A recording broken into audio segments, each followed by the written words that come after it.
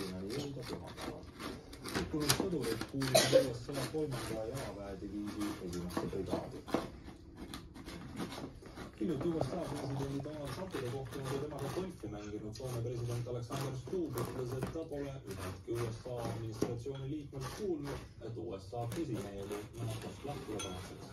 Inglismaal Londonis kuuluv Economicsis esinenud Stubb ütles, et tema isa on talle kunagi öelnud, et golf võib elus ka mingil hetkel kasulik olla. Stubb märkis, et ta on pärit väikesest riigist ja raske on loota, et saad veeta USA presidendiga aega 7 tundi koosolekuruumis. I am yet to hear from anyone serious inside the US administration, and I stress anyone serious in the US administration, saying that they're somehow withdrawing from NATO. What President Trump is doing right now is correct. He's putting